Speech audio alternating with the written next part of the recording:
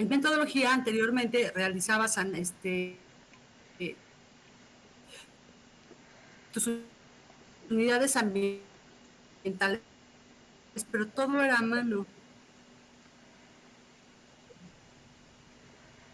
Entonces ahí te encargo un montón de sábanas que tenemos que hacer todos. Cuando llegábamos a taller, ya traíamos como toda ya era mucho más fácil enfocar la diseño. Después de hablar con Daniela, después de la presentación de unidades de paisaje, justo me empezó a comentar que el problema que ella ahorita estaba teniendo con sus grupos es que no sabían hacer unidades de paisaje. Entonces decidimos como concentrarnos más en esta etapa, en nada de que lo socialicemos lo más que se puede entre nosotros aquí y poder entender que estos análisis y los diagnósticos, cuando tú trabajas en SIG, los haces en tiempo récord. O sea, ya lo vieron, lo hicimos, las unidades ambientales las hicimos en media hora utilizando SIG, ¿no? Fue lo que Sí, sí. nos tardamos más en entender la construcción en hacer como la selección jerárquica de la información que íbamos a intersectar, ¿no? Eso es realmente el trabajo intelectual de razonamiento para crear la secuencia lógica y racional que le estás metiendo, que es la parte racional que le estás metiendo al seleccionar las capas. Eso es lo que realmente te lleva más tiempo, porque el proceso en 3 patadas se lo aventó nuestra querida compañera que nos asistió, ¿no? Lo hizo, creo que se tardó más en abrir el SIG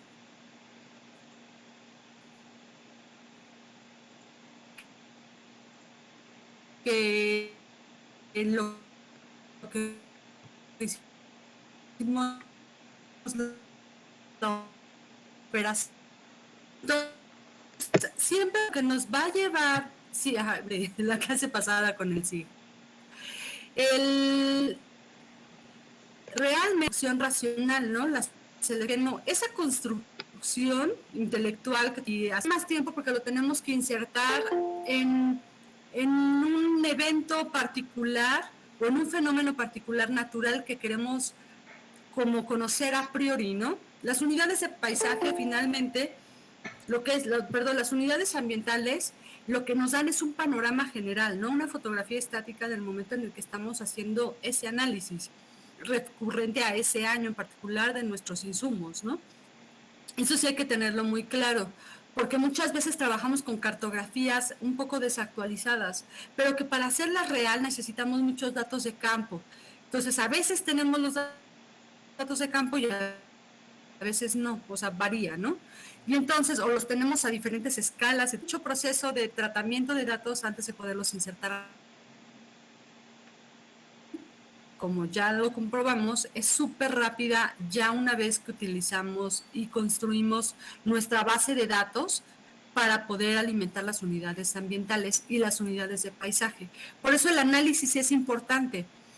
Por ejemplo, nosotros en la escuela rusa recabamos toda la información, o sea, es un volumen de información bestial, tanto que de repente hasta nos atonta el cerebro de que ya no sabemos ni qué tanto tenemos, ni cómo tenemos que ordenarlo.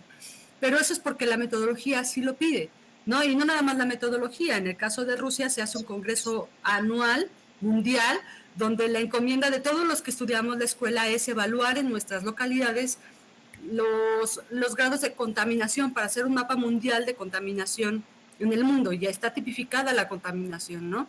Pero para poder tener esa información al día y actualizada es un insumo de datos bestial.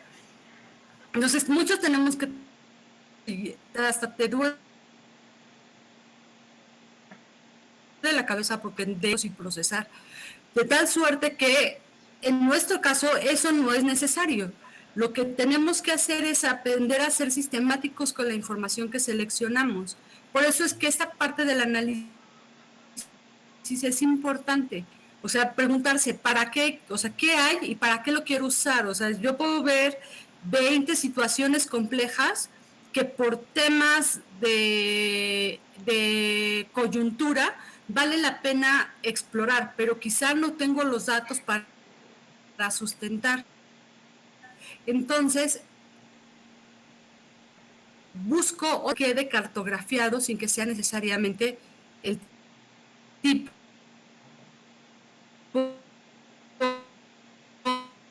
de información trata de personas en general, ¿no? La trata de personas es muy complicado mapearla. O sea, mapearla en tu zona de estudio para poderla comparar, o sea, es una cosa loquísima.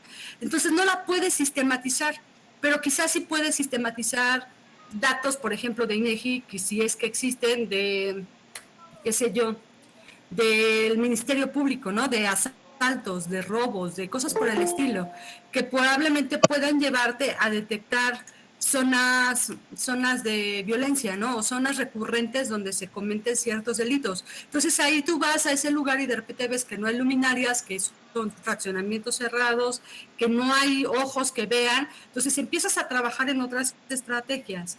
El chiste es que ustedes aprendan a hacer una clasificación de información en el análisis que tenga como objetivo, ¿lo puedo mapear? Sí. ¿No lo puedo mapear? ¿Cómo lo puedo insertar? Me va a llevar mucho trabajo procesarlo para hacerlo cartografiable y decir y seleccionar muy a juicio si sí vale la pena o no. O sea, si cumple parte de tu objetivo principal, que es diseñar espacio o política pública o algún programa detonante o algún proyecto detonante. Ese es el primer filtro y es el más importante. Porque si no pasa esto, nos llenamos de información que no sabemos en qué caja ordenar y que al final tanto nos saturamos que cuando vamos a pasar a la fase de diagnóstico, del 100% que recolecté de análisis solamente estoy usando el 1%, ¿no? Entonces sientes que todo el trabajo que hiciste no valió la pena. Pero porque el primer filtro que yo siempre utilizo como experiencia muy particular es, ¿lo puedo cartografiar y lo puedo traducir en diseño? Sí. ¿Cuánto tiempo me va a llevar esta actividad? O sea, es como tener una mente muy, bueno, por eso somos planeadores, tener una mente como muy proyectada al futuro en decir cuánto tiempo me lleva hacer esta tarea y si vale la pena porque lo voy a poder jalar hasta diagnóstico y hasta proyecto o no. Si no, no lo toco o lo toco de manera superficial, pero no va a ser el tema con el cual voy a aterrizar algo concreto en el espacio. ¿Sí, sí me estoy dando a entender con esto? Eso es bien importante. Sí, sí, sí, considero que sí. ¿Sí? Tenemos que ser como muy concretos con lo que vamos a recolectar de información. Si la puedo mapear, va. Si la puedo utilizar para llevarla a estrategia de diseño, me funciona. Si no, la dejo en un efecto secundario. No me clavo tanto en ello porque no lo voy a poder aterrizar en este momento. No quiere decir que nunca lo hagas. Solo en ese momento específico donde vas contra el tiempo, no puedes tú operacionalizarla, ¿no? Lo diríamos así. A ver, déjenme ver que hay alguien que creo que no ha podido entrar. ¿Por qué no ha podido entrar? ¿Saben por qué pasa eso? Solo es como random del... Mmm, déjenme ver. Es chistoso porque no me ha parecido que quiera entrar. ¿Le pueden decir que porfa lo intente de nuevo? Porque no me... ¿Ya ven? Sí puede entrar. Pues no sé qué pasó. Ahora bien, veamos nuestro pasado ejercicio. ¿Alguien tiene otra duda, chicos, antes de que sigamos? Y pasemos al siguiente tema. ¿Les pareció interesante? ¿Les gustó? ¿No les gustó? Sí, es un poco lo que tenían como en mente en esta clase o no tenían como nada en mente. Sí, es como importante. Mm, veamos.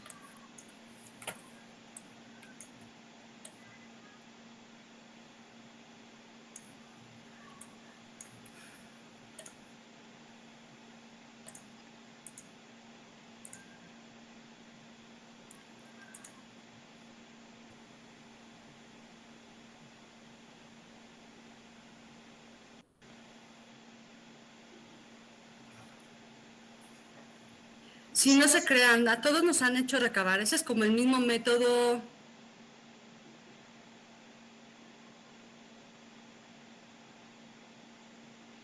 que todos hemos utilizado. Puede conectarse al, ¿cómo se llama? Al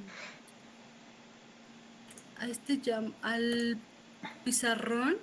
Bueno, a ver, primero les pongo rápido esto que no sé por qué no me lo está. ¿No ven? ¿Sí ven? No, es que no se ve, ¿verdad? Esperen un segundo.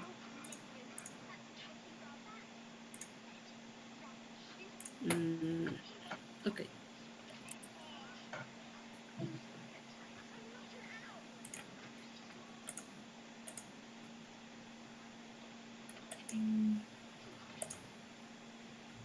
Uy, ¿por qué no quiere compartir?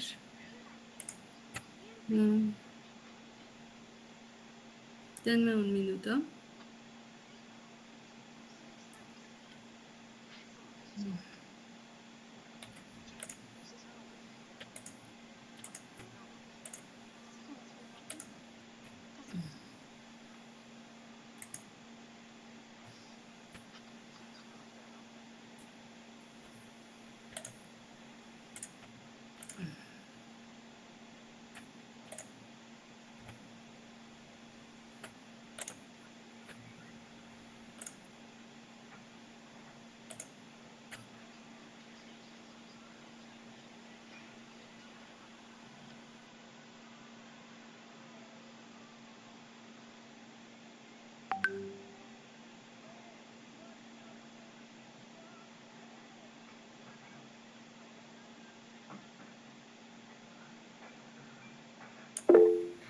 Ay, ya. Por un momento los perdí. ¿Sí me escuchan? Que de repente ya no supe qué pasó. Sí. Súper, perfecto. Denme un minuto. Jambo.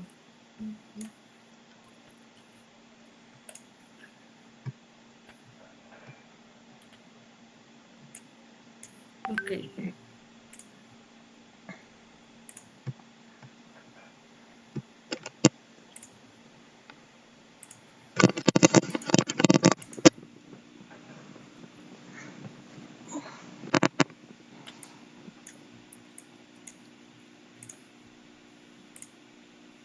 Listo. A ver, denme un minuto, por favor.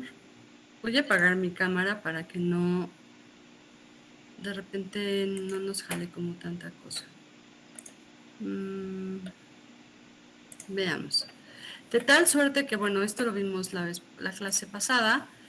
Entonces el análisis responde a qué hay, dónde está, cuánto está y cómo hay y cómo es. El diagnóstico, ¿cómo está? ¿Alguien tiene duda como en esta fase de análisis diagnóstico? Es decir, ¿cómo doy el brinco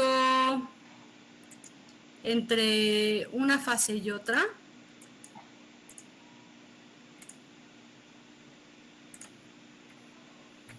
A ver, les mando la liga.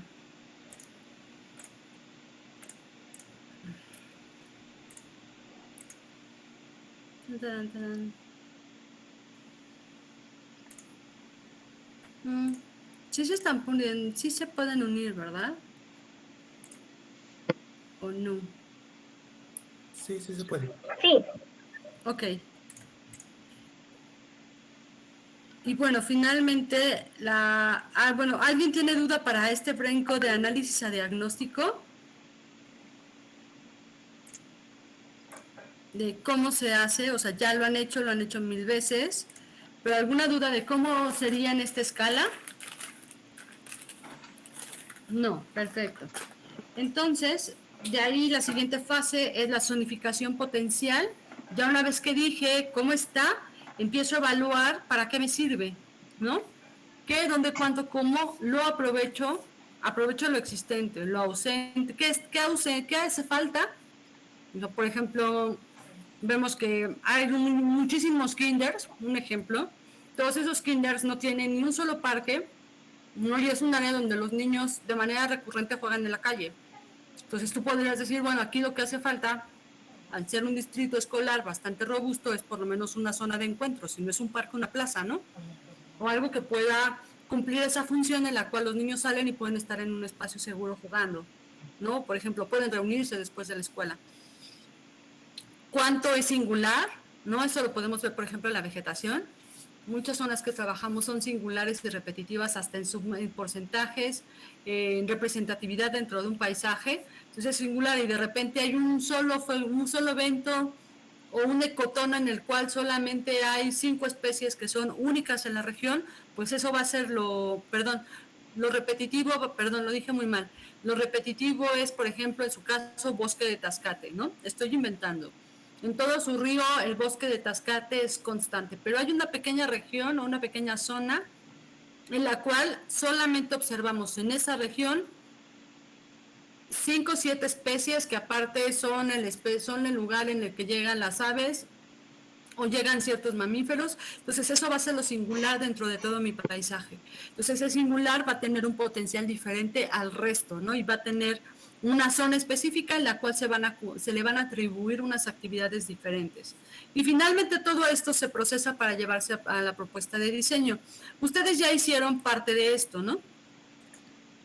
Entonces, nos quedamos en el análisis, dónde está, cuánto está y qué hay en mi zona de estudio.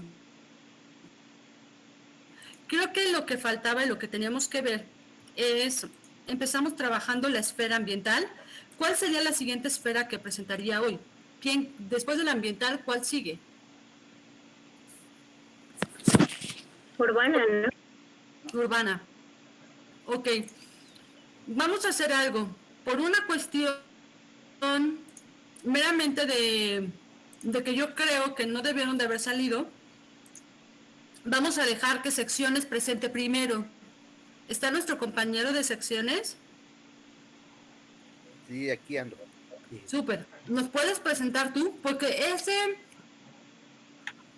es lo que el compañero hizo, es como una interfaz entre los aspectos naturales del río y los bordes más francos o de primer contacto con con las zonas aledañas. Ajá. ¿Sí es correcto? Sí, algo así. Entonces tú estás como en esta interfaz.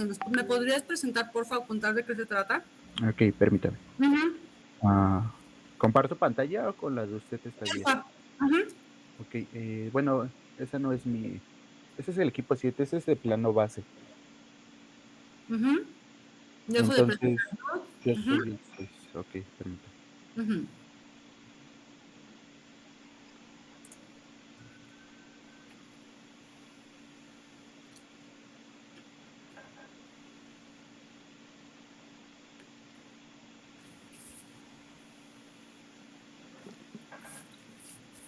Pregunta, ¿la batimetría la consiguieron vectorial como un shape o cómo la consiguieron?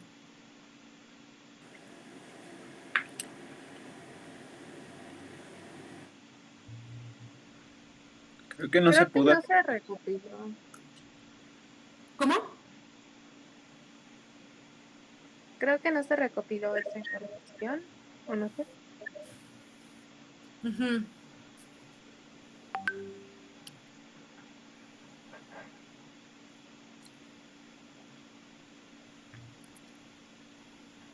Listo, creo que ya se ve mi pantalla, ¿verdad? Ajá. Ok. Bueno, entonces nosotros fuimos, bueno, mi equipo y yo, solo que creo que solo soy yo.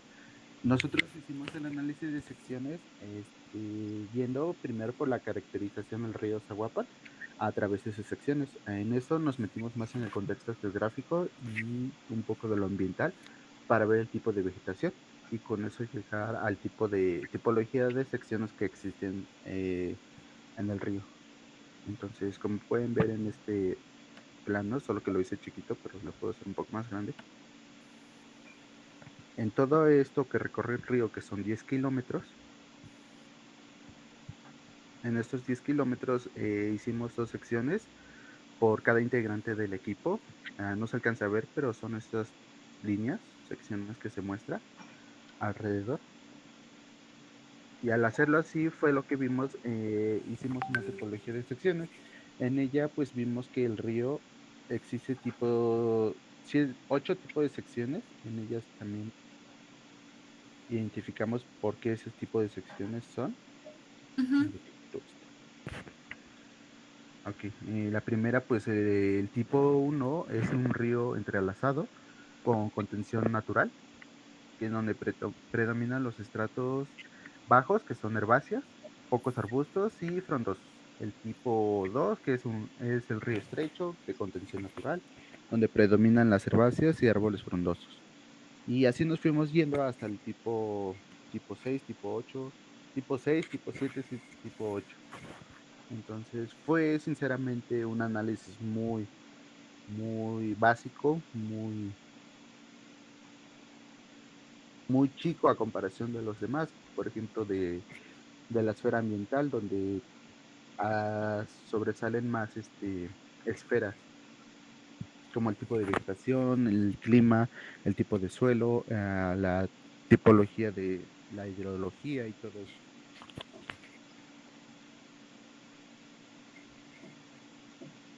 Y creo que ya sería todo lo de mi análisis de secciones. Sinceramente fue muy básico nuestro análisis. Sí, no pasa nada, está perfecto porque a todo mundo, recuerden que el análisis es contextualizarnos. Ujú. O sea, no importa cuán básico sea, lo que queremos es contextualizar y como situarnos en la condición que estamos buscando. O sea, nunca hagas menos tu trabajo, compañero. De acuerdo. Tashi. Sí, es valioso. Gracias. Todo De acuerdo. aporta.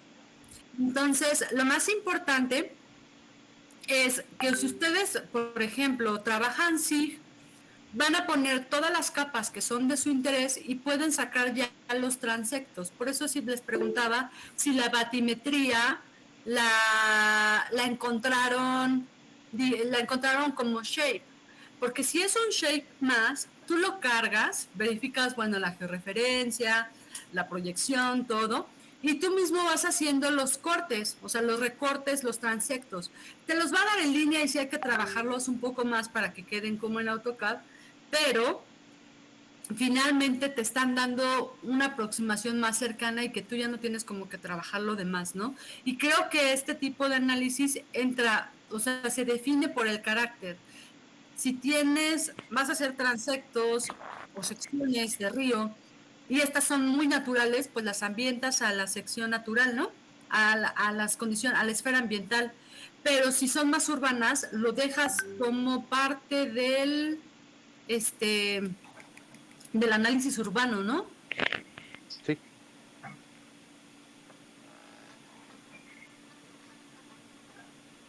No lo dejas suelto. Bueno, según su predominancia, ya entra en el urbano o en lo ambiental para que no queden sueltos, ¿no? Porque es un componente que forma parte de una esfera mayor o de un tema mayor, ¿no?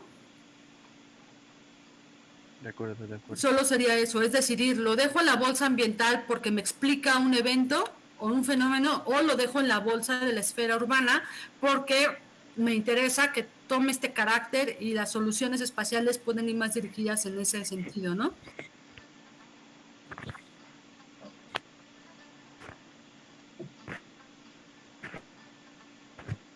Pero no los dejen sueltos porque forman parte de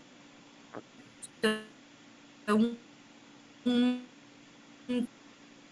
tema mayor, De ¿vale? acuerdo. ¿Quién nos presenta lo urbano, compañeros? La esfera urbana, compañeros, compañeras. Espérame, maestra, permítame Ah, un claro, segundo. Jennifer, una disculpa.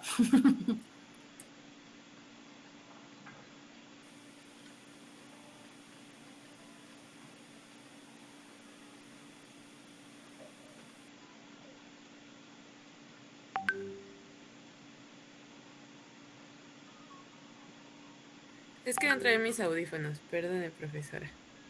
Y había mucho ruidito en mi casa. Todo bien, no te preocupes.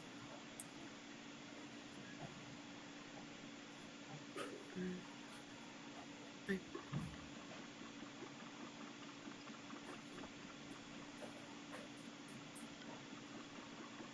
¿Me pueden avisar cuando ven el Jamboard, por favor?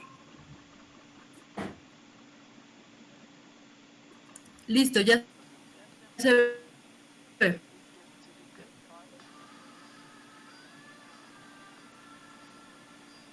Gracias.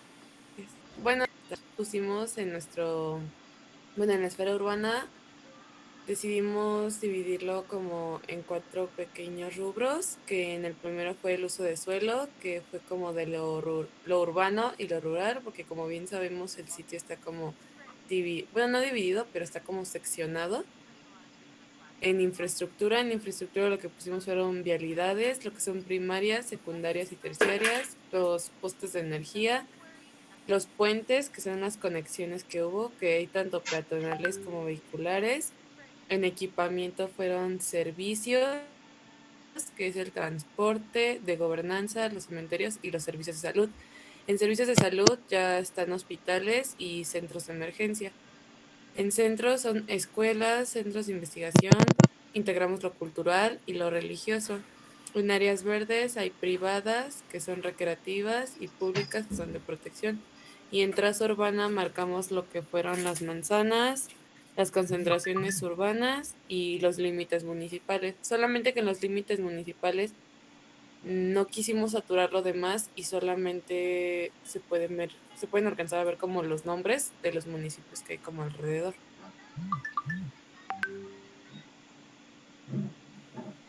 Y ya.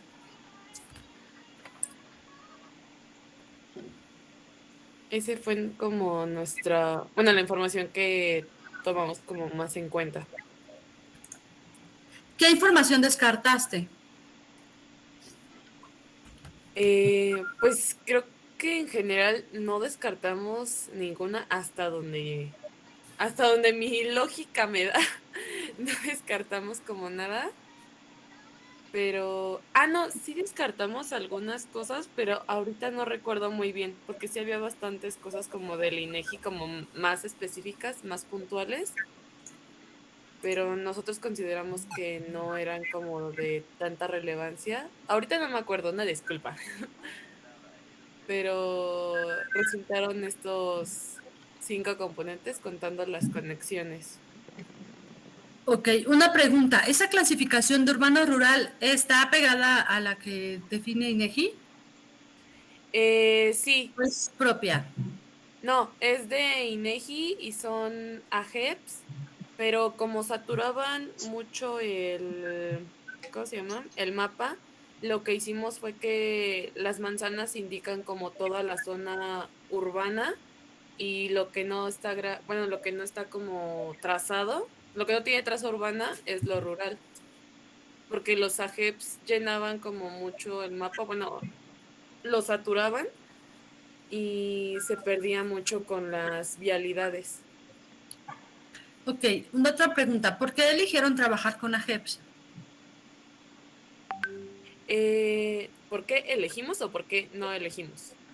Sí, ¿por qué decidieron trabajar con No trabajamos con AGEPS, o sea, encontramos el shape de AGEPS, pero no lo trabajamos porque te digo que saturaba como mucho el mapa, entonces descartamos como esa idea para que se pudiera leer mejor, o sea, para que el mapa se entendiera como mejor. Ujú. ¿Y cuánto tiempo te llevó limpiar el mapa? Pues sí ¿O nos solamente tardamos empezaste? bastantes, Ajá. porque primero que nada algunas cosas se sobreponían, o sea, como ya nos habías explicado tú, como que era un poco lógico, por ejemplo en lo de los AGEPS, como llenaba como toda esta parte que es como la urbana, pero es donde está la traza urbana, donde están las manzanas, las vialidades y todo eso. Entonces, sí fue un poco tardado el ir viendo qué nos servía y qué no nos servía, y tuvimos que hacer como la sobreposición de muchas capas porque había datos que se sobreponían o que eran similares. Ujú. Y por ejemplo, ¿a qué escala están? A ver, permíteme. Toda la cartografía, ¿a qué escala quedó? Quedó a... Es que aquí tenemos que ver la escala. Esta está a 1:15,000. O sea que pudieron haber bajado la carta topográfica, te iba a dar una escala más pequeña, 1:20,000, Ok. y ver que te quedarán todas las capas, que los 5 municipios se ensamblaran bien, Ujú. ¿sí? Me refiero a esto para que en las próximas búsquedas vean primero a qué escala van a trabajar y en función de eso también determinen la búsqueda de información para no perder tiempo en depurar información. La carta topográfica también te va a dar las zonas agrícolas, pues es topografía y uso de su, te va a dar la topografía, sí, la topografía te va a dar los asentamientos humanos, el uso de suelo, si es urbano o rural, bueno, agrícola o natural, te da como otra categoría más, no se queda nada más en rural, bueno, al menos de que solo tengas la presencia de ese, y te da las vías de comunicación, la jerarquía vial, o sea, como que grandes cosas de las que tú ya tienes aquí, la topográfica te lo da satisfactoriamente, sin que tengas que invertirle tanto tiempo en limpiar bases de datos tan específicos como los colectados por AGEPS, ¿no? Sí, Vas a tener quizás hacer join si no te si las cartas separan los municipios, pero es más fácil hacer un join en un shape. Bueno, ya que tienes el shape, vienen unidos, solamente los ajustas y generas una nueva georreferencia, bueno, un nuevo recorte en vez de estar invirtiendo tiempo en depurar. ujú. Sí, esto es importante siempre que lo tengan en mente. Lo primero es a qué escala quedo abarcando toda mi poligonal y en función de eso empiezo a buscar información, ¿no? Es como ir teniendo en mente que 1 a 20 me funciona y de ese 1 a 20 me puedo ir quizá un poco más arriba o más abajo, pero conforme vaya aumentando yo la escala, voy a tener más detalle de información que quizá no voy a usar, ¿no? Puede ser. Por ejemplo, ¿dónde vale la pena GEPS cuando vas a trabajar con población? Porque tú ya tienes por colonia, ¿no? Sí, Ajá, cuando vas a trabajar población, GEPS es riquísimo porque te ayuda a caracterizar de una forma muy sabrosa. Pero si son elementos urbanos, gráficas quedas, ¿no? ok. Sí, sí. Sí, tienes la infraestructura, vas a tener toda la infraestructura, todos los puentes 1 a 20,000 te lo da. El equipamiento es probablemente el único el que no tengas y tengas que agregarlo. Y áreas verdes también vienen marcadas en el topográfico, creo. Y traza urbana también. Entonces, realmente como que el topográfico, bajándolo bien 1 a 20, te queda increíble para tener la información básica de la urbana. Ahora, de todo esto, ¿tuvieron algún problema para cartografiar? No, creo que, bueno, tuvimos la dificultad solamente como de buscar como cierta información, como Ajá. como la infraestructura, que son las vialidades nos costaron mucho trabajo, al menos al equipo nos costó mucho trabajo, y los postes de energía, como el cableado y todo eso, pero de ahí en fuera creo que graficarlo no fue difícil, sino el encontrarlo. Ok, obtener la información fue lo más difícil. Ajá, exactamente. Es que, por ejemplo, si ustedes revisan las topográficas, en las topográficas va a estar toda la infraestructura que existe. Vial, teléfono, satélite, antenas de alta tensión, todo lo que atraviese ese lugar, en la topográfica viene. Entonces tú ya nada más lo único que haces es jerarquizarlo. Quizá ahí es donde te tardas un poco más, ¿no? Va a hacer el énfasis, pero es la edición de mapa. El equipamiento si no viene, ya sé dónde lo obtuvieron. Lo del equipamiento lo obtuvimos de INEGI. Ocupamos dos fuentes, INEGI y es una página de mapas. No sé si es de la Conavio, no sé de qué sea, pero nos la dieron en tercero o cuarto semestre. Entonces fueron esas dos fuentes y salieron como de una base de datos general. Ahí venía como el equipamiento, o sea, venía transporte, venían las escuelas, venían los cementerios, venían los servicios de salud. Ok. Son Sí, referenciados, exactamente. ¿verdad? Todos los puntos, ya. Ok. Y bueno, ¿tienen algún problema para cómo mapearlo? No. No. Bien, del urbano, vámonos entonces al que sigue. Sí, Para gracias. dejar tiempo a ti, muchas gracias. Para dejar tiempo para hacer el join de paisaje.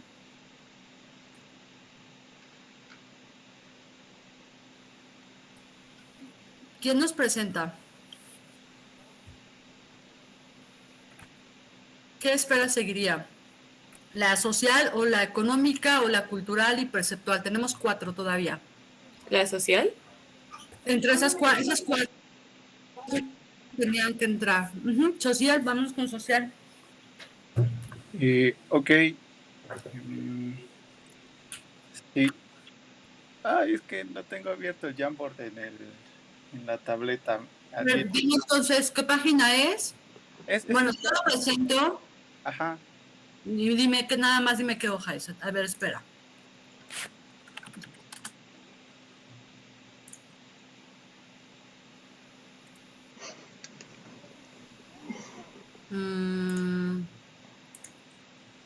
Es este, ¿no? Sí. Ok. Bueno, aunque esa es como la segunda parte. Ok, a ver, entonces déjame ver si hay una primera.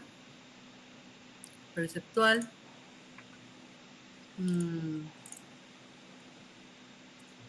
Ese es como el único que tengo. Urbano.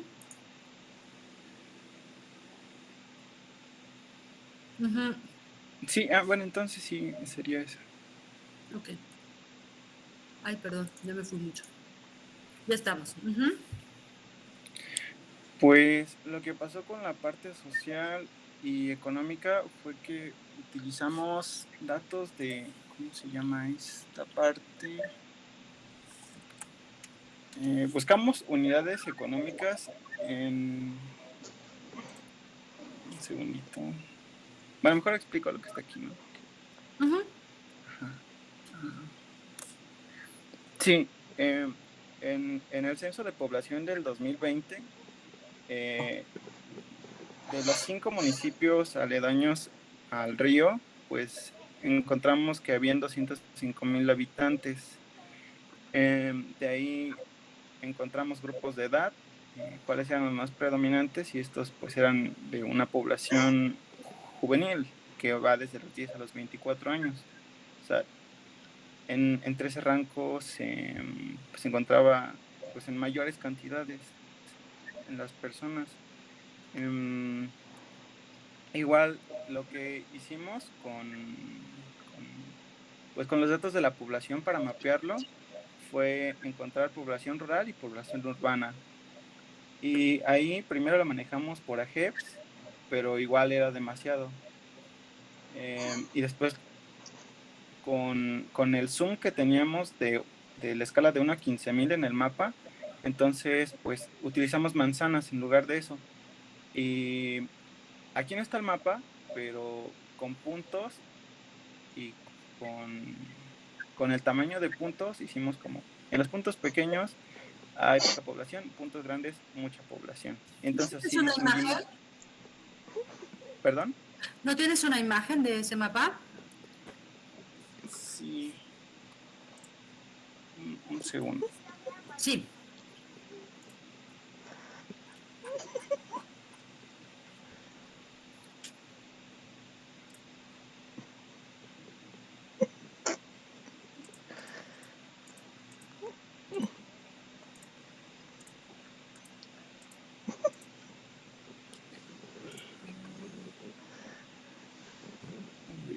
Déjelo pego. Uy. Sí, sí.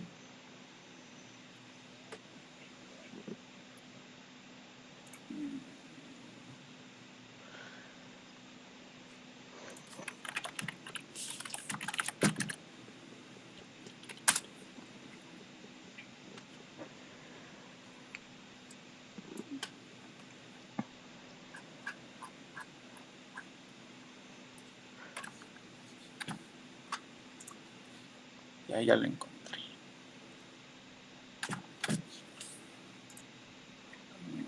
Jamboards.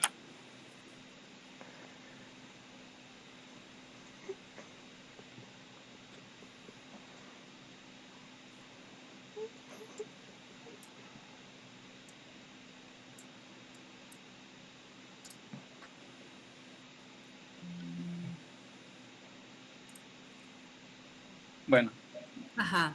ignorando las flechitas, aquí Sí.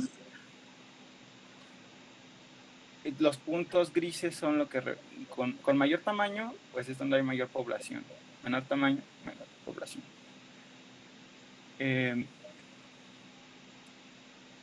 Y después de eso, teníamos que las actividades económicas, pues hay 3, ¿no? Y lo que más destacaba en este sitio eran las de tipo terciario.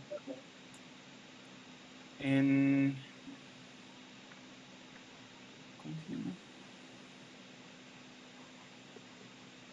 Es que esta no es bueno, la fuente ahorita no me acuerdo exactamente cuál es, pero es del INEGI. Ajá.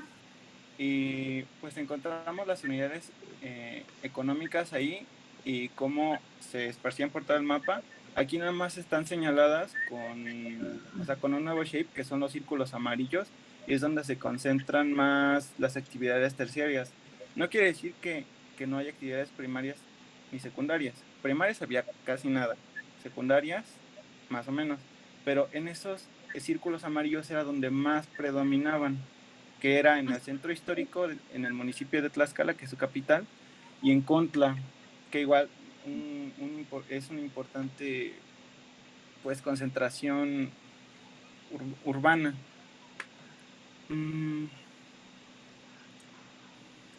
Ajá. Luego tuvimos que de esa actividad terciaria, la que más predominaba era el comercio de por menor, relacionado a servicios de alojamiento temporal, preparación de alimentos. Y todo esto pues era lo más importante en torno a la influencia que tiene el río. Uh-huh. Por otra parte, la población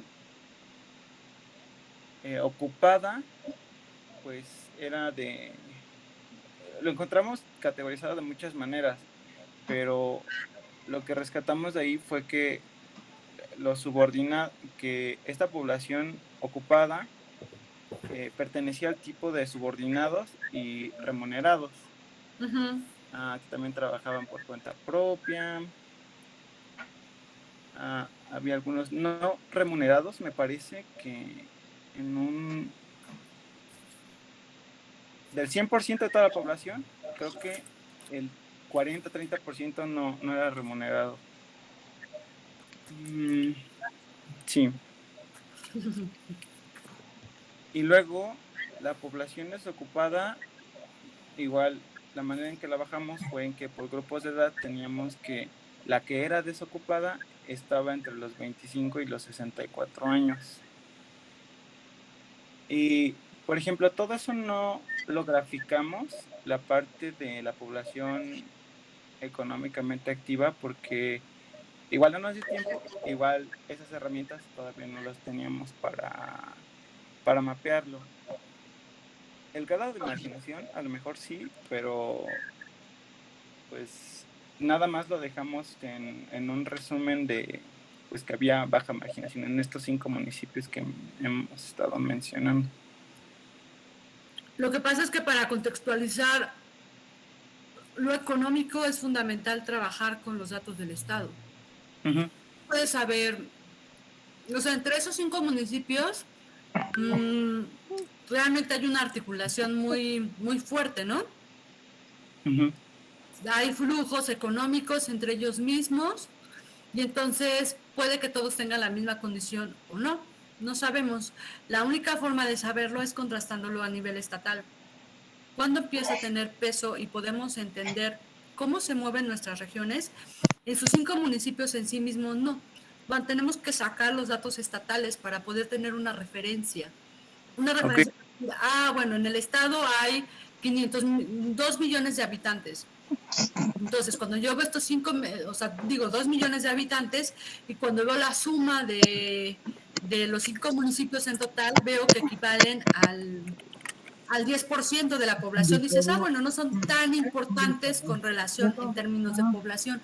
Y desde ahí ya empiezas a tener una discriminación del dato, ¿no? no son tan importantes porque no hay tanta concentración de actividades económicas probablemente, ¿no? Y empiezas a rastrear cuáles son los que sí tienen, a nivel así muy general, ¿no? ¿Cuáles son los más preponderantes económicamente dentro de Tlaxcala? Pues va a ser Tlaxcala por sí mismo y quizá no haya otro, ¿no? Ah, bueno, pues si solo es Tlaxcala, bueno, ya voy a tener yo como referente la capital para siempre hacer la referencia con relación a mis municipios, ¿no?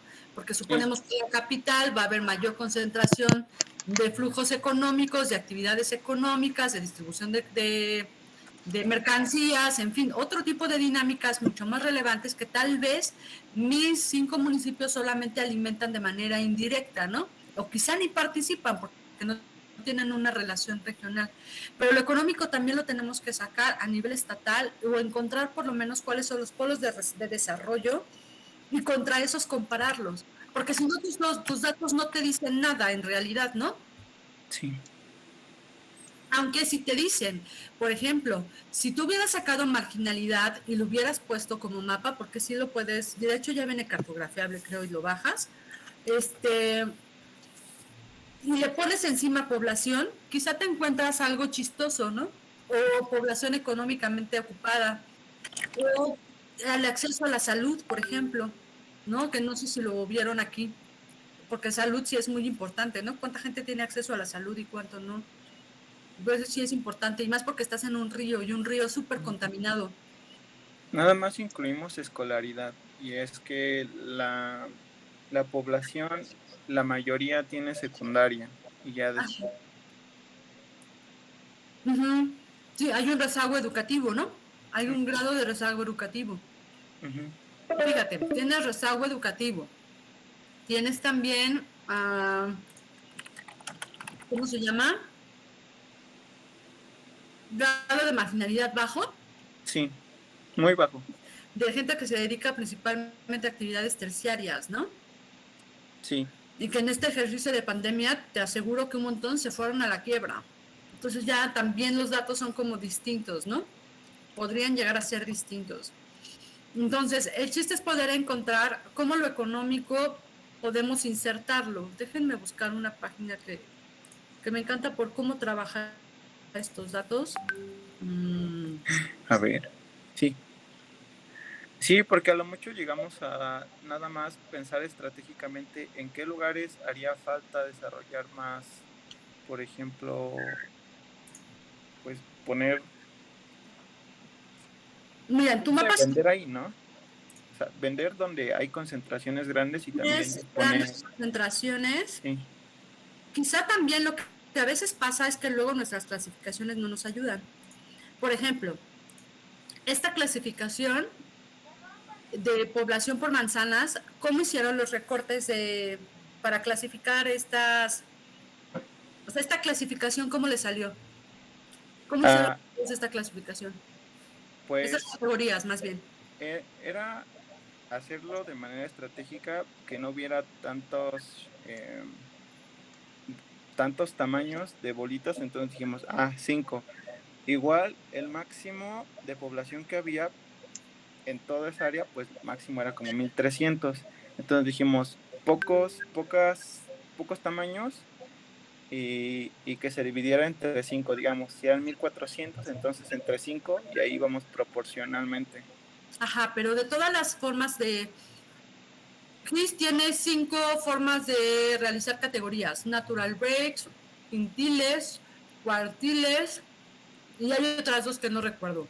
Yo siempre utilizo natural breaks porque lo que hace es agarra tu conjunto de datos sin importarle si tiene el máximo, las medias también te las grafica y a partir del dato medio te hace la separación de los datos. Sí. A lo que voy es que tiene que explorar esas 5 formas de clasificar datos y encontrar las diferencias entre ellas. Y lo encuentran allí en GIS, en la ayuda, te va diciendo cómo clasifica cada una. Por ejemplo, a mí Natural Break se me hace el más natural, pues, justo donde hay un salto, agarra los topes más altos del conjunto numérico de función de calcular la desviación estándar de estos mismos, separa y hace una clasificación de 5 grupos. que no van a tener una disparidad tan grande dentro del uno al del otro, ¿no? O sea, hace los cortes donde encuentra números atípicos, por ejemplo, ¿no? Y te va diciendo, del conjunto de datos que tienes, bueno, vamos a hacer este corte y hace una clasificación un poco más amable, que puedes interpretar más fácilmente. Este también es todo un tema más con datos de este tipo, ¿no? Donde sí tenemos que trabajar más. Este es muy interesante. Y vámonos con, dice, pobreza. Bueno, educación, por ejemplo. ¿Lo pueden ver todos? Sí.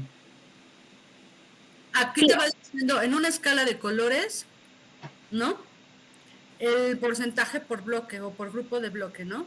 Y te va diciendo el plano base. Entonces, en este plano base vamos a ver que el 39% de la población, de los residentes en DC, de edad de 25 años, o sea, ahí te está conjugando, te está metiendo dos variables, ¿no? La edad y la escolaridad. Tienen el grado de lo que sería el equivalente a la preparatoria. Entonces, esto es igual, ¿no? Un intersect, como lo hicimos con unidades ambientales. Agarras la cartografía de población o la base de datos de población y tu base de datos de ¿cómo se llama? De escolaridad, las dos, y las anclas a un polígono. Esos polígonos son tus AGEPs, ¿no? Las AGEPs ya son un polígono por sí mismo. Otra vez, perdón. Las AGEPs ya son un polígono, ¿no? Por sí mismo. Sí. Es unidad, ok. Por cada AGEP tú tienes la población y puedes discriminar y quedarte con solo los que van a la escuela. Y después puedes meter el ingreso o puedes meter el empleo y ver si existe una correlación con ellas. Y con eso puedes tú hacer cartografía por AGEP. Por ejemplo, está hecho así, por AGEP, ¿no? Por colección de datos súper pequeñas, donde tú puedes ver esta escala de grises y puedes ver cuántas personas han tenido o no, tienen acceso y tienen acceso a, bueno, tienen un grado académico y su relación con la edad. ¿Por qué es importante esto? En este caso el objetivo era encontrar si hay una correlación entre la gente de color y la gente, bueno, con los diferentes tipos de razas que hay en Estados Unidos y su acceso a la educación y su condición de pobreza, ¿no? Por ejemplo. Sí. Entonces ellos agarraron y dijeron, bueno, a ver, vamos a ver cómo se distribuye la gente, ¿no? El 60% de la gente de color vive en esta parte, ¿no? En la parte norte, sur, en la parte noreste de DC. Y la gente blanca vive en la parte sur poniente. Ahora vamos a regresar a educación. ¿Qué? Que menos tiene un grado académico, ¿no? Sí. ¿Lo estás viendo? Sí. Que sí, perfecto. Estos son increíbles porque podemos explicar eso. Y luego vemos el ingreso, ¿no? ¿Quién gana más de 100,000 dólares al año? Este sector. ¿Quién gana menos de 8,000 dólares al año? Pues la gente negra, ¿no? Sí. Violencia, igual. ¿Dónde se concentra la mayor violencia? En los barrios negros, ¿no? Y en algunos en específico, ¿no? ¿Dónde están más altos? Entonces, estos puntos nos empiezan a hablar de espacios que tenemos que intervenir con ciertas estrategias diferentes, ¿no? Y que cuando ya los unes a las unidades ambientales, también te van haciendo un joint súper diferente. Si tienen tiempo y les interesa, pueden darle una ojeada a que es muy interesante. Porque sí aprendes cómo poder visualizar diferentes temas. Creo que al económico nos hace falta, en general a todos en paisaje, enseñarles cómo sistematizarlo para poder mapearlo y trascender como el tema de los puntitos que en una primera aproximación no está mal, pero que tiene que verse reflejado en un mapa, porque justo empiezas a ver esas cosas que les acabo de mostrar en la página, ¿no? Sí hay una relación espacial y sí puedes observar en un mapa bien hecho cuánta asimetría territorial existe, ¿no? Que es lo que queremos principalmente encontrar. Queremos encontrar cuando trabajamos aspectos sociales y económicos, estamos en búsqueda de esos patrones de asimétricos, ¿no? Sí. Esos patrones asimétricos nos van a decir cuánta gente tiene acceso, por ejemplo, al trabajo. Ahorita te lo acabo de ver, ¿no? Su ingreso, cuánta de la gente que de edad productiva, 25 años, tiene un grado académico y qué grado académico es, cuánto ganan, o sea, puedes hacer una mezcla muy interesante de esos valores y cartografiarlos de una manera que sea muy visible y que cuando tú haces esa sobreposición, puedes perfectamente ver ese patrón en el espacio. Entonces, cuando hicieron el diagnóstico, ¿cómo procesaron ustedes el diagnóstico? Fue un poco complejo porque así como nos lo pidieron, pues fue primero diagnóstico por nuestra esfera y ya luego diagnóstico integral de todas las esferas. Y en la parte económica empezamos a mezclar lo que veíamos en el río, pero estábamos también un poco ciegos pues, de las otras esferas. Y ahí se va a acabar la llamada. Ajá, les mando la liga ahorita se los pongo en el Classroom, ¿les parece? Termino esta y inicio de nuevo otra, ¿vale? Ahorita nos vemos. En la parte de diagnóstico, pues pensamos, ok, vamos a tener concentraciones económicas en el centro histórico de la capital de Tlaxcala y también en Contla. Entonces ya lo anotamos. Y por otra parte están las zonas que están de color rosa, que consideramos como espacios subutilizados. Y esto quiere decir que en función de la población que está al lado, pues destinaban el sitio no a, digamos, darle un carácter, no sé, de transición, no sé, descanso para áreas verdes. No, más bien de áreas verdes, sino que más bien disponían de residuos en ese sitio, no lo aprovechaban, pues lo tenían olvidado, lo contaminaban. Entonces, esas zonas las marcamos en función de la población que había a un lado. Otra parte que pusimos es igual del lado donde está la mancha rosa más grande, una parte que corresponde a desorganización comercial por el hecho de que hay mucha concentración de actividad, sobre todo cercana al río, en esa zona, a diferencia de todos los tramos del río, en el que dijimos, ok, o sea, sin una buena organización, esto puede irse patas arriba. Bueno, o sea, puede haber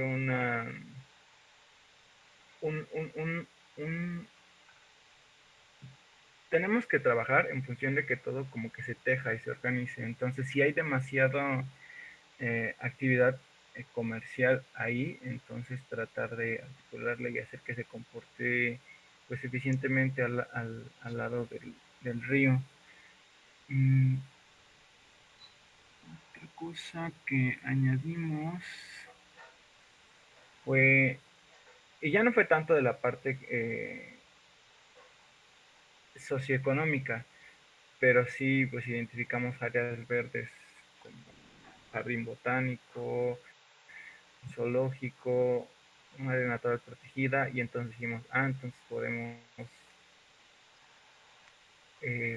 juntarlos y decir, en este sitio se va a dedicar a actividades de conciencia ambiental. Sí, fue un poco complejo, dado que teníamos esta información de la marginación baja y la educación, pero no a nivel de, o sea, en qué parte específica de estos municipios estaban. Entonces, en cuanto a lo que discutiéramos fue lo que agregamos. Y me parece que ya. A ver, los censos que ustedes ubicaron, los censos que ustedes utilizaron Sí. para caracterizar población, ¿cuáles fueron? ¿Qué censo fue? Fue el Censo de Población y Vivienda del tabulado de cuestionario básico del Ajá. 2021 ITER. o 20. Ajá. Ok. Lo que pasa es que tenemos que tener claro que, por ejemplo, en el caso del ITER, el Censo de Población y Vivienda, ITER, así se llama, Sí. en sus siglas, ITER 90, 2000, 2010 y demás, nos da la descripción casi que por colonia. ¿Esa información no la encontraron? El municipio y todas sus colonias. Ah, es que ahí hay algo curioso, porque hicimos gráficas con esto del censo de población, Ajá. pero en sí, ese censo, pues no lo pudimos pasar, entonces utilizamos, ay, ¿cómo se llama este paquete de información que es del 2015? Ay, Sí. ¿cómo? Ah,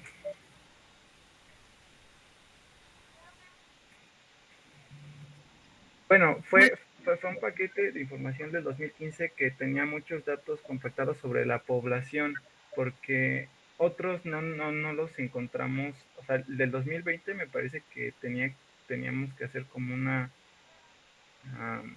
utilizar una herramienta de SIG pues para tener esos datos que los teníamos en Excel y pues no los podíamos pasar al SIG. Entonces, creo que sí estaban en esto que mencionas del ITER, pero no lo ocupamos. Ajá, lo que pasa es de que ahí es ya sistematización de cuánto sabes usar SIG. Sí, Porque, por ejemplo, tú puedes hacer un join de tablas. exacto. Yo sé que los datos de población y vivienda no vienen articulados a un mapa. Pero eso no significa que no puedas hacer el mapa.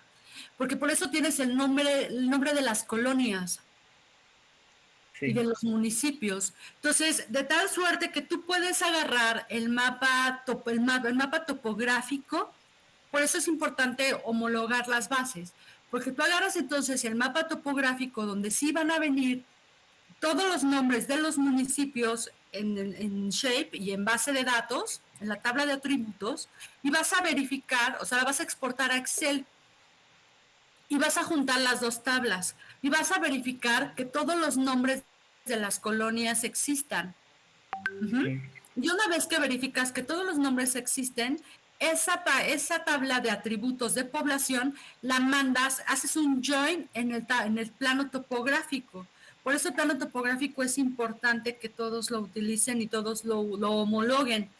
Porque si tú en el plano topográfico o en el de urbano, donde están todas las colonias, para ellas quizá no sirve en un tema urbano, pero para ti una JEP sí sirve como polígono y como colonia, porque ahí vas a linkear población. Entonces, si tú haces ese join de tablas,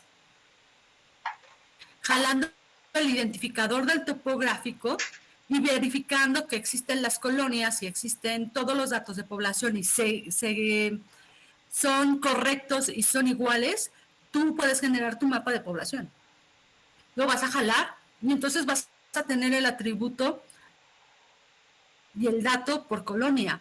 Y a ese tú ya le puedes hacer una clasificación estándar con natural breaks o como quieras y vas a ver todo tu mapita de colores como el que te enseñé. ¿No? ¿Esto sí queda claro para todos o tienen duda? Porque yo creo que la próxima clase vamos a hacer eso. Si tienen GIS, los que tengan GIS, porfa, abran el plano topográfico. Y porfa, Pablo, Sí. mándame tu censo en Excel. Bueno, por los datos que utilizaste de todas estas variables, agradecería que me las mandes en Excel. Y las que tienen el topográfico o las chicas que trabajaron urbano, mándenme su tabla de atributos de todas las AGEPs que tienen, para que veamos en pantalla un ejercicio súper rápido de cómo hacer esta concatenación para poder tener esa base de datos y poder representar datos económicos y datos de población. ¿Les parece bien?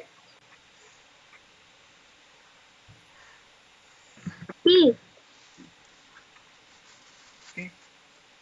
Ok, entonces, porfa, a fin de clase, quien pueda mandármelas a mi correo o subirlas al Classroom, se los agradeceré mucho, para tener los datos económicos, el mapa topográfico y el mapa urbano.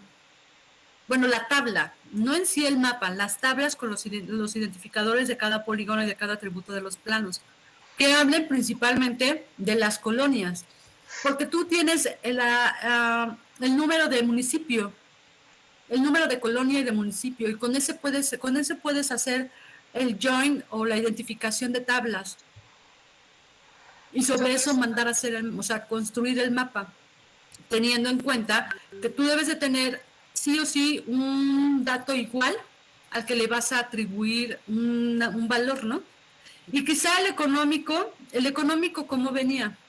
El dato económico, ¿de dónde lo obtuviste? Ah, de nube, ya me acordé el nombre. Del de nube, ajá. Ok.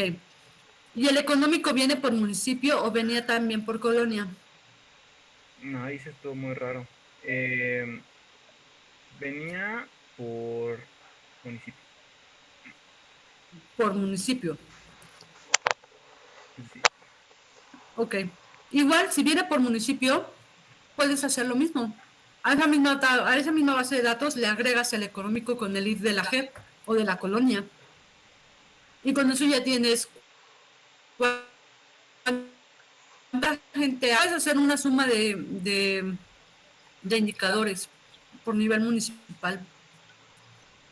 Entonces, está padre cómo lo trabajaron, pero creo que pueden todavía explotar más todos esos datos que tienen para que justo cuando lleguemos a las unidades de paisaje y veas las unidades ambientales, encuentren como patrones, ¿no? Porque es lo que buscamos cuando hacemos el análisis y el diagnóstico.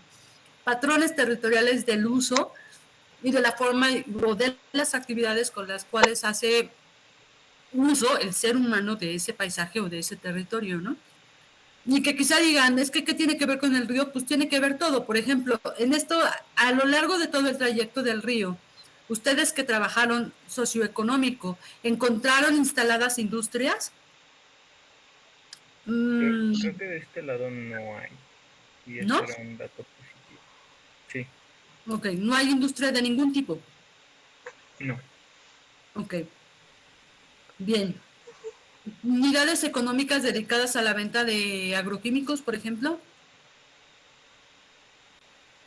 ¿O de productos veterinarios? No. No me hubiera acordado. Creo que no. Ok. Entonces, todo más bien son servicios. Sí. Bien. Ujú. Sí, población va a ser interesante que lo hagamos porque vas a ver las manchas, ¿no?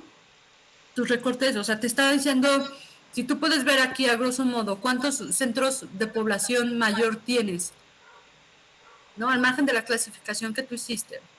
Tienes como varios corredores, ¿no? Te das cuenta que tienes las bolitas más grandecitas, de la mediana a la otra, a la más grande, tienes como corredores, ¿no? Unas tripas que se forman raras ahí.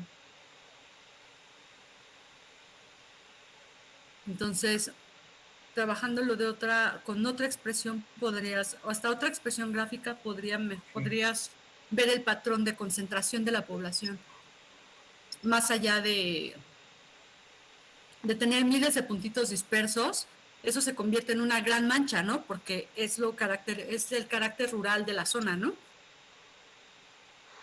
Sí, lo teníamos trabajado también, bueno, antes por como un mapa temático con las como polígonos y con intensidades de color, pero era más como por presentación ponerlo con puntitos, que se supone que es más fácil, o sea, tú lo ves y dices, ah, aquí se concentra algo, ¿no? Es más, Ujú, muy fácil de leer, creo.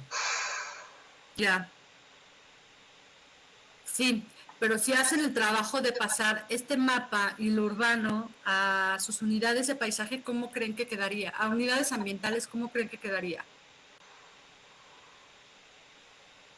¿Cuántas unidades ambientales sacamos? Alguien, porfa, puede Ambiental. subir, ajá. Y la clase pasada hicimos las unidades ambientales. Un súper favor. Citlali, ¿podrías generar el mapa y la tabla y mandármelo también, porfa? Para que veamos unas cosas la próxima sesión también y tenerlo ya como listo para poderlo comparar y ver qué nos está cayendo en cada zona para hacer las unidades de paisaje, que es el diagnóstico que contiene lo urbano, lo ambiental, todo el resto de las esferas, ¿no? Caracterizadas en un paquetito. Ok, Bien, sí. pero teníamos como 3 grandes zonas, ¿no? Laderas, montaña y los aluviales, ¿no? Una cosa así. Bueno, clasificaron como en 3 o 4. Sí, Entonces, sí, de es, topoforma, sí. ajá, ver qué nos caen esas 4 zonas y cómo se comportan con relación a esto. Súper, gracias, Pablo. Te encargo que me mandes tus bases de datos de Excel, Sí, ¿sí? Gracias, para saber cuántos municipios estuvieron considerando ustedes. Muchas gracias. sí, Ahora, ¿quién presenta nos falta perceptual y cultural, ¿no?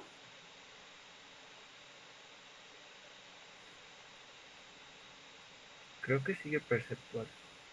Ujú.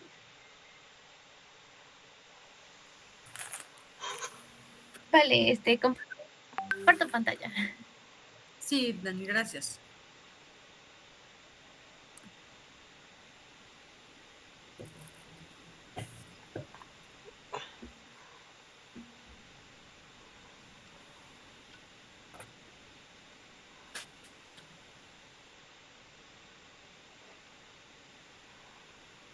Mm, Nada más se muestra la de la llamada, ¿verdad? No, a ver, perceptual. Ya. Ya se ve, va. Ujú. Bueno, a nosotros nos tocó lo que es la esfera perceptual y nosotros identificamos lo que son las características olfativas, auditivas, sensaciones relativas al ambiente, condiciones de seguridad, características visuales y características táctiles. Bueno, para lo que hicimos para sacar esta información fue hacer un recorrido por Google Earth, además de ayudarnos de cierta información. Por ejemplo, para las características olfativas, nos ayudamos de la ubicación y identificación de de donde están las zonas de descarga de aguas residuales y gracias a esto pudimos identificar lo que son los olores desagradables o aromas como más positivos que eran los de la humedad y la vegetación. En características auditivas, encontramos lo que era ruido y contaminación auditiva, esto principalmente con alta concentración de personas y alta concentración vehicular. Para la alta concentración de personas identificamos lo que eran como los sitios de mayor interés, por ejemplo, lo que era un mercado, bueno, y también lo que eran canchas, la parte del zoológico y, y para la alta concentración vehicular, donde había como vías vehiculares principales o carreteras. En sonidos agradables, a la parte de cauce del río, el follaje de los árboles y producidos por la fauna, esto donde había como mayor concentración de vegetación, de árboles y así. En sensaciones relativas al ambiente encontramos lo que eran microclimas, esto igual identificando como las mayores zonas donde había concentración de árboles o vientos. También encontramos el deterioro ambiental a través de lo de Google Earth, viendo cómo se veía la vegetación. En cuanto a condiciones de seguridad, vimos lo que eran riesgos naturales y antrópicos. De esto nos ayudamos también de la identificación de dónde estaban las gasolineras y ese tipo Y las inundaciones también, esto de acuerdo a los escurrimientos. En cuanto a esto de seguridad, igual vimos lo que era la protección, esto en contención límites, que es como estos límites que están a las orillas de los ríos, si eran como barreras cortas o, bueno, bajas o altas. Y identificamos que nuestra zona de estudio e intervención presenta mayor inseguridad a lo largo de su recorrido, sobre todo en las zonas más pobladas. En cuanto a características visuales, vimos lo que eran vistas potenciales, que eran las que enmarcan elementos naturales en su mayoría, también barreras y contaminación visual, esto identificando zonas deterioradas, como abandonadas o visualmente no atractivas, bloqueos accidentales de muros o de caminos, y alta concentración de automóviles. También identificamos lo que eran texturas visuales y formas, y vimos que, bueno, que las visuales se ven afectadas por las actividades socioeconómicas que se realizan en el lugar. Finalmente, en las características táctiles, identificamos, bueno, esto lo identificamos a través de viendo la infraestructura y la vegetación que hay a lo largo del sitio, viendo cómo son los, bueno, cómo se encuentran estructuralmente los puentes, entre otros elementos, como tal no había tanto mobiliario cercano al río, bueno, especialmente para apreciarlo, pero había cierto intento de apropiación de algunas personas que ponen como ciertas bancas de troncos de árboles o con piedras que hacen bancas. Y bueno, y pudimos concluir que los elementos urbano-arquitectónicos próximos al río están en su mayoría en muy mal estado. Pues básicamente eso fue lo que identificamos en la esfera perceptual. Súper. Esto tú lo cartografías como puntos específicos dentro del territorio, ¿es correcto? Sí. Tú le das ese atributo como en este punto, en este espacio, así son como, o son zonas, son polígonos así relativamente considerables. No, era lo primero, como en diferentes puntos, porque polígonos, como que no hubiera quedado tan bien, porque son como a lo largo del río en diferentes zonas. Ajá, ok. Y por ejemplo, la característica más recurrente en el río, ¿cuál es? De tus 6 categorías, ¿cuál es la más recurrente, la más presente?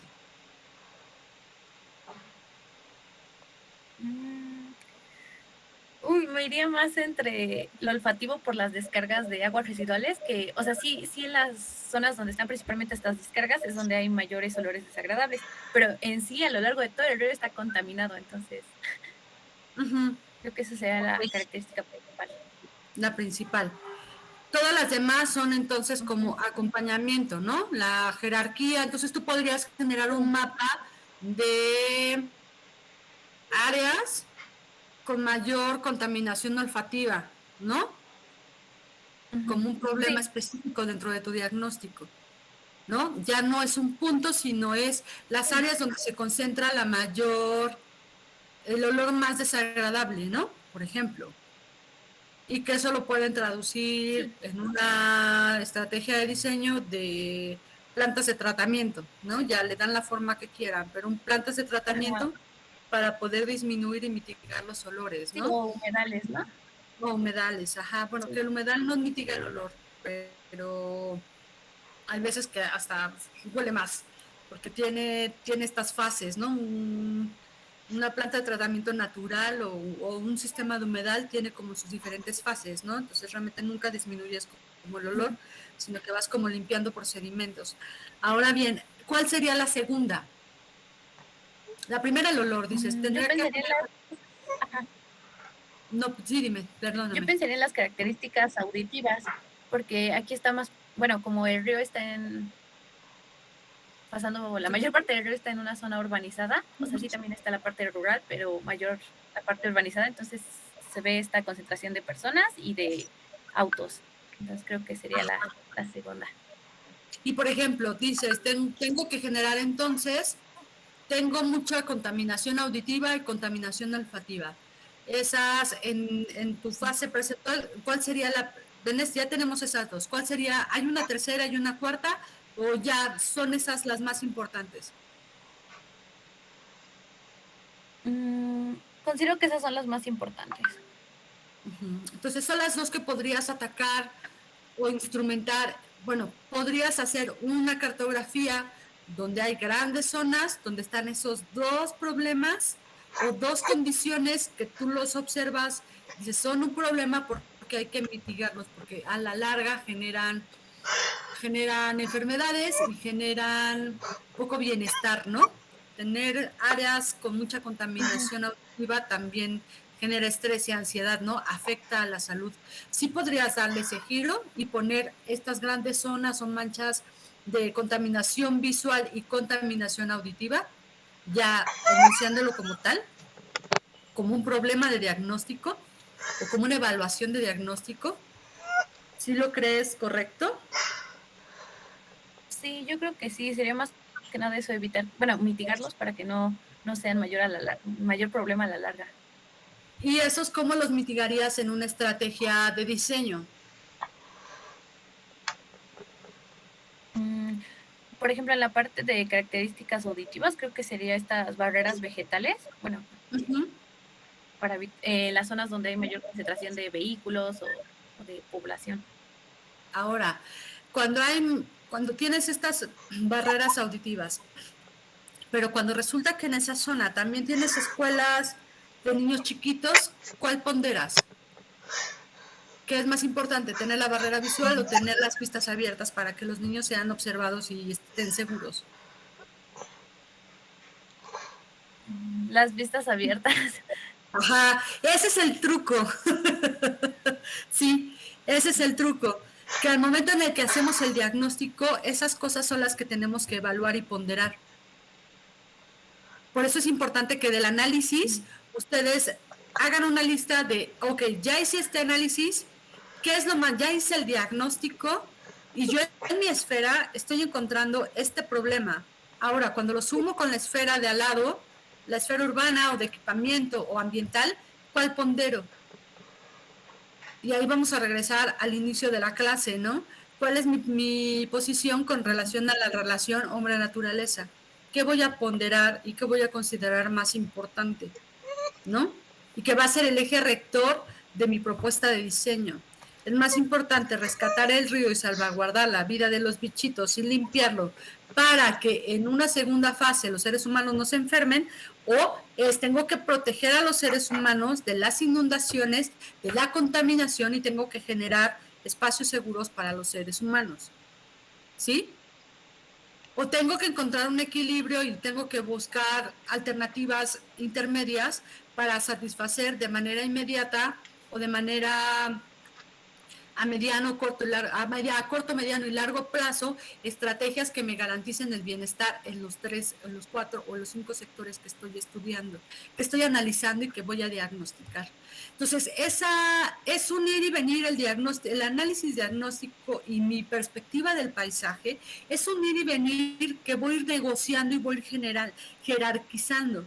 Entonces, esa es la parte compleja, por lo que mucha gente piensa que el análisis y el diagnóstico no sirve, porque no hacen muchas veces esta reflexión, creen que es un proceso aislado que no se concatena con el resto de nuestras fases de estudio. Pero desde luego que tienes que ir y venir, ir y regresar y ver y hacerte el planteamiento constante de cómo respondo yo y desde qué perspectiva lo estoy haciendo para resolver un problema específico de espacio abierto con estos atributos y estas características. Muchas gracias, y sí quisiera ver, después que me cuentes, ya cuando acabe el proyecto, ¿cuál fue tu experiencia de bajar el perceptual a una estrategia de diseño después de que vieron las sumas de informaciones, cómo hicieron esa jerarquización? Y eso lo hacemos en la zonificación potencial, ¿no? Quizá ahí es donde ya me vas a contar qué fue lo más importante, Dani, o qué dijiste, esto no es importante porque hay que ponderar con relación a otra cosa. Muchas gracias. ¿Qué nos falta? ¿Algo más, Dani, que nos falte? Nada más, bueno, es Diana, pero Diana, sí, nada más. Sí, perdóname, Diana. ¿Sería todo? Muchas gracias. Nos falta entonces estructural, ¿no? Sí. Súper. ¿Quién nos presenta el estructural, porfa? Yo lo muevo, si quieren, díganme qué página es.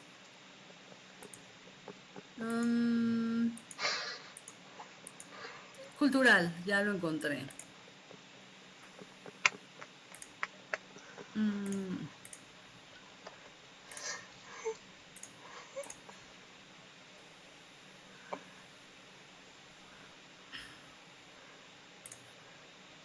Listo. ¿Quién lo presenta?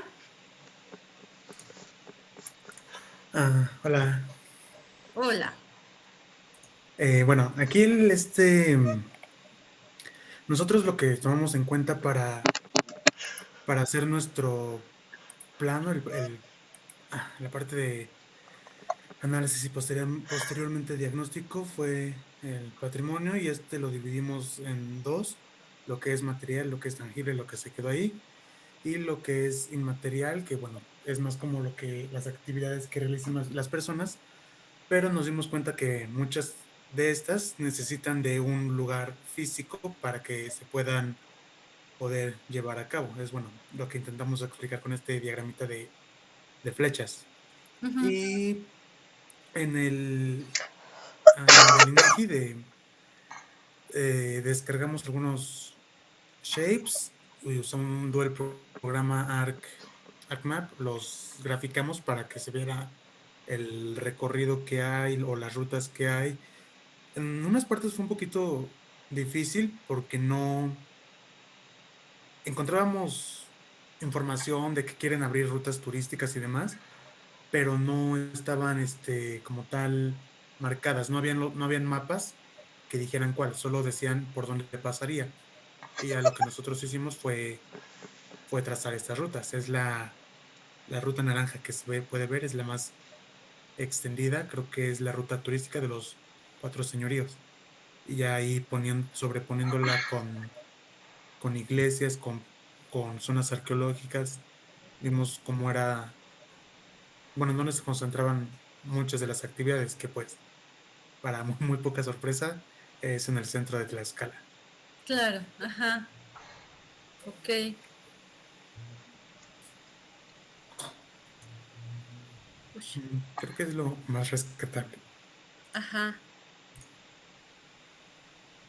Bien. Ok. Entonces, ustedes tomaron esta propuesta de rutas, o sea, todavía no existe. Esta propuesta de rutas para poder, hab- por decirlo así, trabajar esta parte de la cultura. ¿No hay fiestas patronales o cosas por el estilo? Sí, de hecho tomamos también, o sea, la amarilla es la ruta turística. También Michelle nos pidió una ruta gastronómica y marcamos los restaurantes más destacados que encontramos y formamos esa ruta. Esa es la morada, la verde me parece que esa es la ruta gastronómica. Sí, es Y la la de... morada encontramos un carnaval y marcamos por las calles que van teniendo este recorrido. Ok, pero a ver, vamos como centrándonos en nuestras cajas de información. Usted, por lo que veo, en la aproximación que ustedes hicieron a lo que a lo que es la cultura en Tlaxcala, se concentró en dos vertientes. Una, lo que existe, ¿no?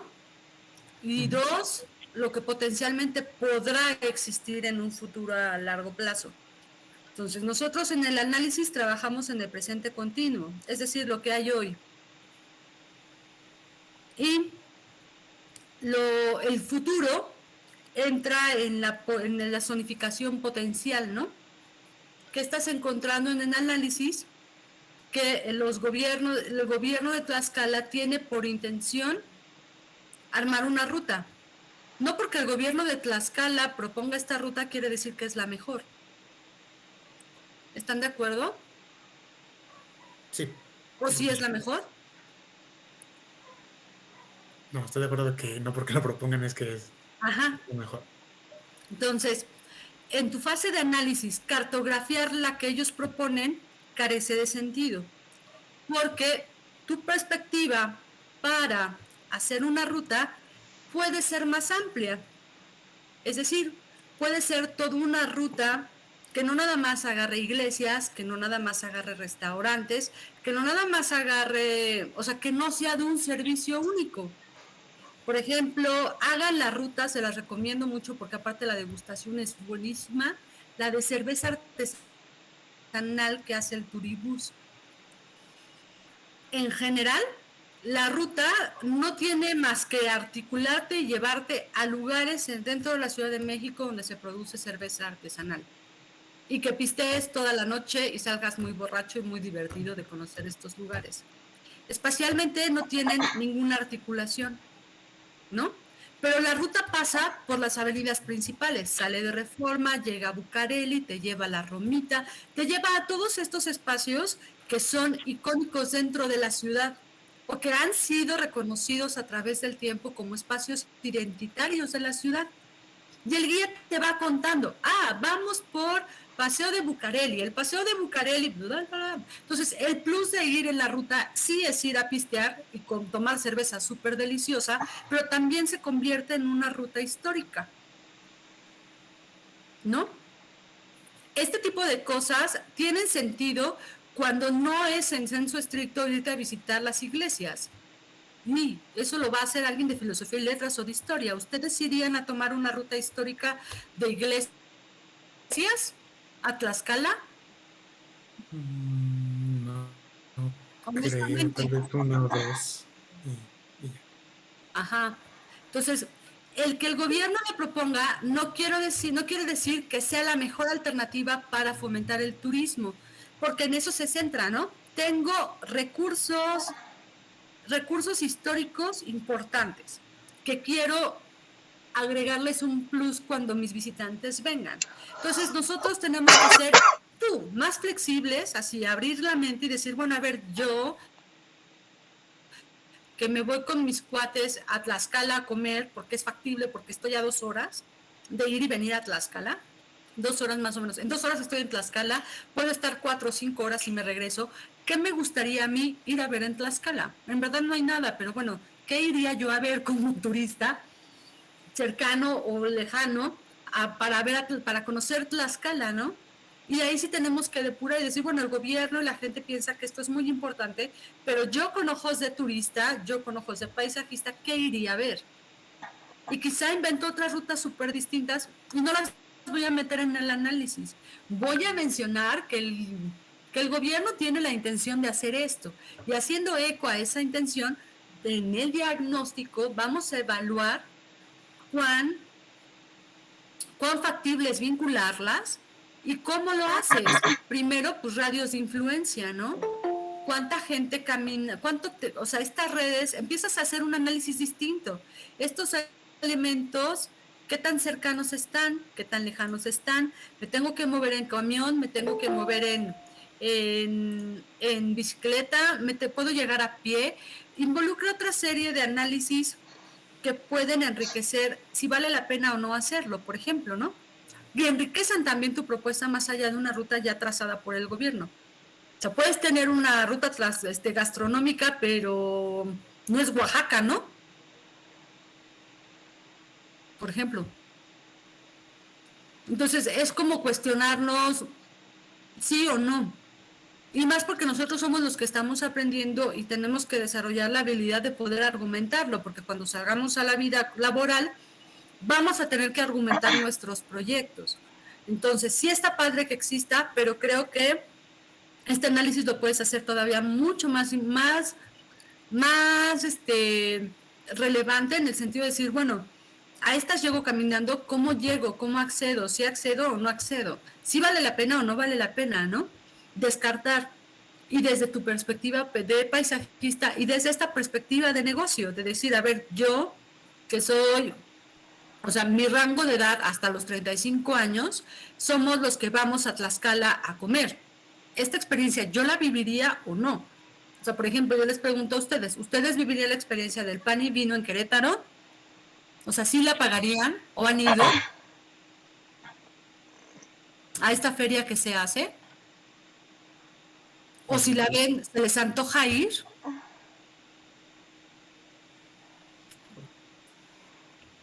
Ajá. Pues sí.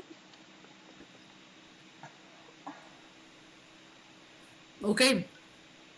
Ajá, exacto. Es así como cuestionarnos. No he ido, pero sí iría. O sea, sí es una cosa que me interesa ir a ver. Ajá, exacto.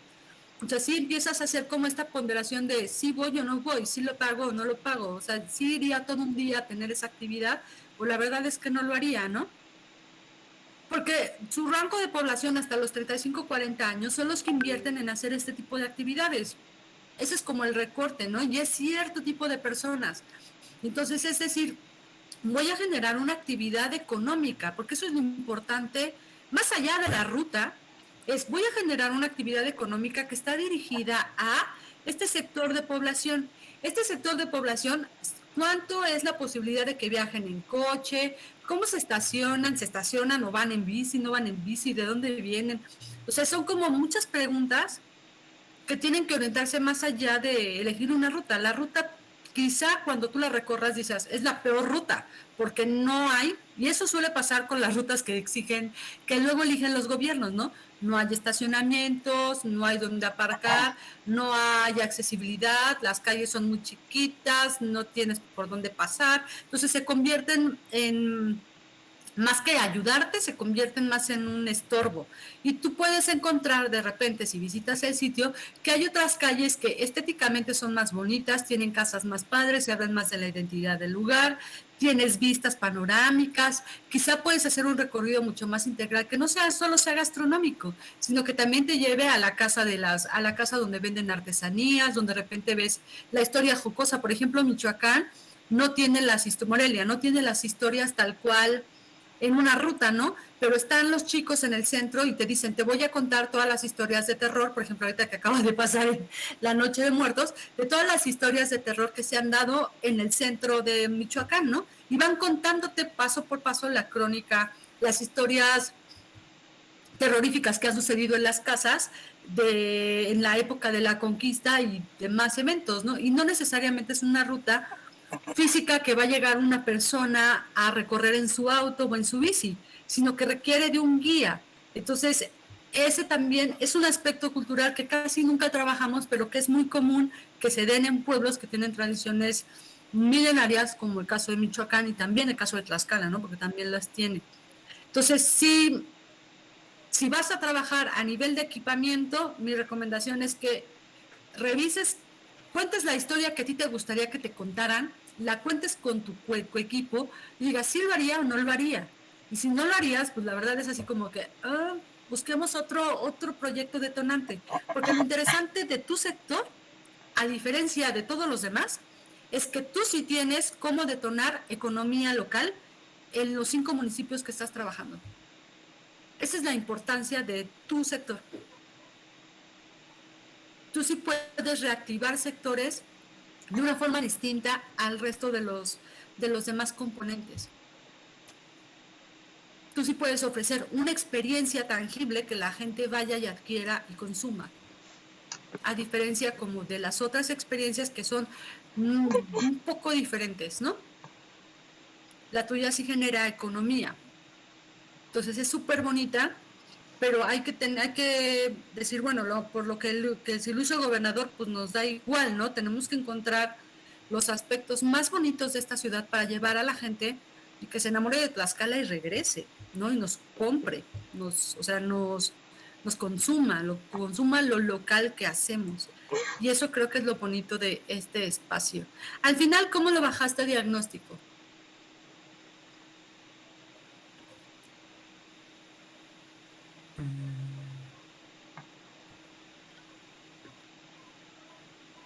Bueno, el diagnóstico, por lo que recuerdo, lo hicimos mezclando estas capas, un poquito las rutas y también con, ¿cómo se dice? Con los demás layers de los demás equipos. Fue general.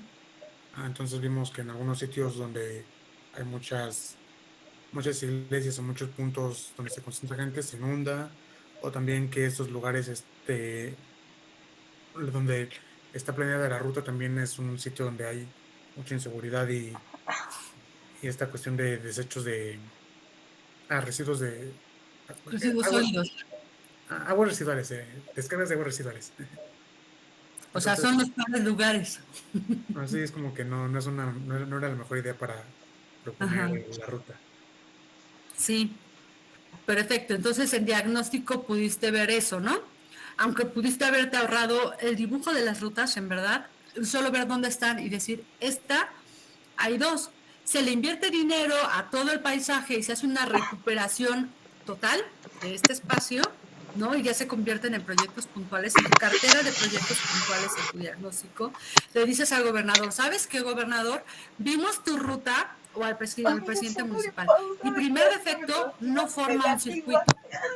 Para poder tener este espacio necesitas formar un circuito articulado donde las personas van recorriendo de un punto A, recorren el B, el C, el D, todos los puntos y regresan de nuevo al punto A. O sea, lo primero es un circuito. No formas un circuito, entonces eres poco eficiente porque vas a tener a muchísima gente perdida sin seguir una ruta real, ¿no? Las rutas se planean siempre en circuitos para para que tú siempre estés conectado y no te pierdas en un espacio que no conoces, porque no quieres que la ruta la vivan las personas de tu comunidad, ¿no? Igual la inauguración sí, pero después quien te va a consumir son tus turistas, los que no conocen la ciudad. Entonces tienes que dar mucha legibilidad espacial. Y dos, desde los lugares que estás eligiendo son los peores. Entonces tengo que salir del discurso del gobernador o del discurso del presidente municipal para ver las joyas ocultas que nadie ve, ¿no? Y poderles decir, esto es lo que realmente es valioso en Tlaxcala, yo que estoy afuera, yo que soy el especialista y que lo que estás eligiendo nos va a costar más dinero, o si estás dispuesto a que sean estos lugares, son los proyectos puntuales que hay que bajar, aterrizar y vender. ¿Estás de acuerdo en eso?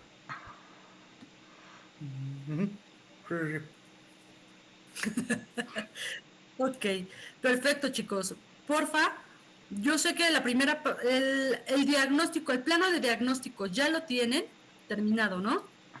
¿Fue un diagnóstico único o es un diagnóstico que cada quien hizo por equipos? Cada quien por equipos.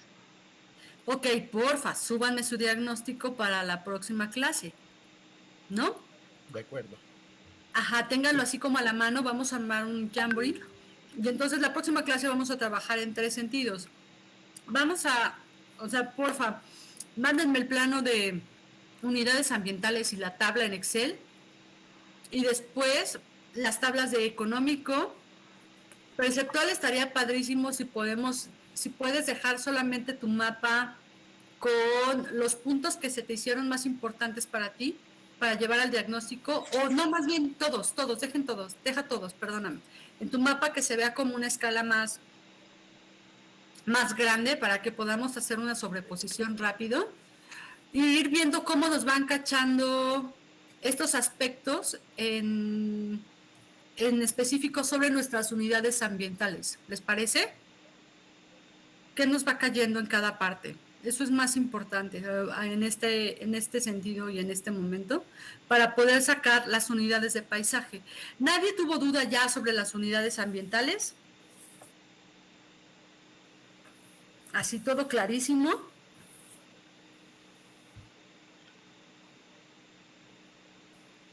Sí, todo bien. Ok, entonces porfa, les pido que me manden el mapa ya en una imagen con la tabla en Excel y ya el resto de las tablas las vamos observando o les voy explicando cómo hacer los joins o manejar las tablas en Excel para que ustedes puedan hacer esa operación en ArcMap. Y sí, claro, que se sube el mapa, estoy de acuerdo. Y poder hacer esas operaciones que realmente son muy sencillas en GIS y que nos permiten analizar más a fondo los datos que estamos teniendo externos. ¿Les parece bien? Sí. Perfecto. Muchas gracias a todos. Sí, el mapa, estoy de acuerdo. ¿Alguna duda, comentario, pregunta?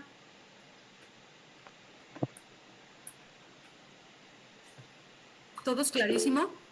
Perfecto. Entonces nos vemos la próxima clase, chicos. Gracias. Sí, nos vemos. Hasta luego. Gracias, hasta Gracias. luego, bonito día. Gracias, nos vemos.